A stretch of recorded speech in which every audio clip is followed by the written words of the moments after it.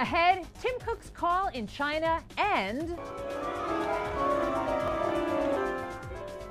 forget elevator music, it's tunes for the stairs. Later in the show.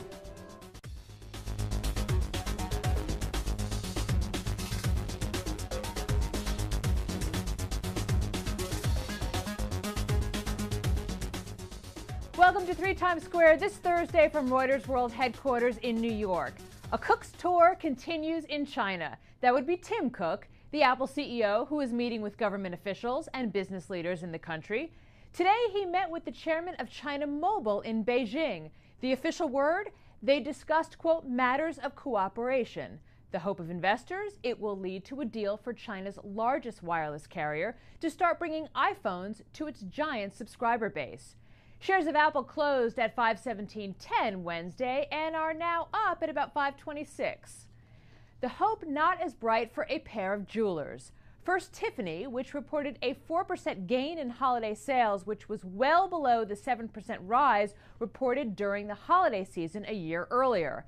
Sales fell at its flagship store in New York. Meanwhile, Zales posted a 2% gain in sales over the holidays, well below the 9% boost of a year earlier.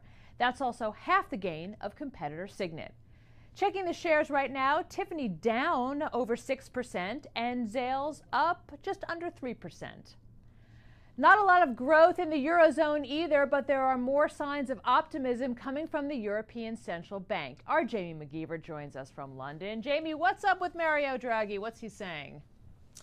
Well, Lisa, no change from the ECB and Draghi today on interest rates as expected, and nothing fresh on when it might start buying the bonds of troubled countries. But, as you say, and there's no denying it, there's a palpable sense that the worst of the crisis here in Europe is over. Now, European leaders started to say this kind of thing last year.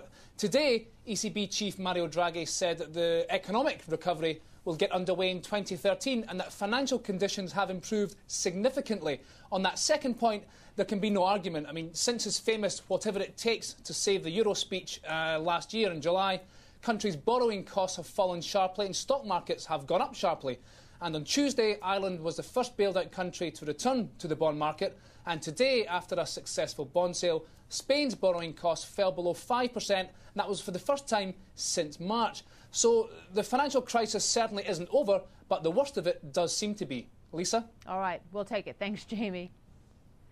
From one chief to another for our power player of the day. It's Microsoft boss Steve Ballmer. Yahoo Sports reporting he is part of a group of investors closing in on a deal to buy basketball Sacramento Kings and move them to Seattle, which lost its old team to Oklahoma City. The $500 million deal would put him in direct competition with another Microsoft titan, co-founder Paul Allen, who owns the Portland Trail Blazers, though Allen also owns the NFL Seattle Seahawks, who have another playoff game this weekend. Over in Hollywood, they're just happy to be nominated, at least for today. The Oscar nominations just announced, and as expected, Lincoln led the pack with 12 nods, including Best Picture, Director, Actor, and Actress. Also scoring big, Zero Dark 30 about the capture of Osama bin Laden, although a notable snub for director Catherine Bigelow, who was the first woman to win Best Director back in 2010 for The Hurt Locker.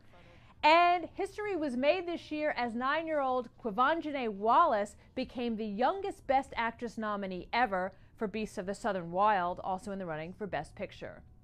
There was no Tom Hanks this year, but the man nominated for the 1988 flick Big would have loved this next story.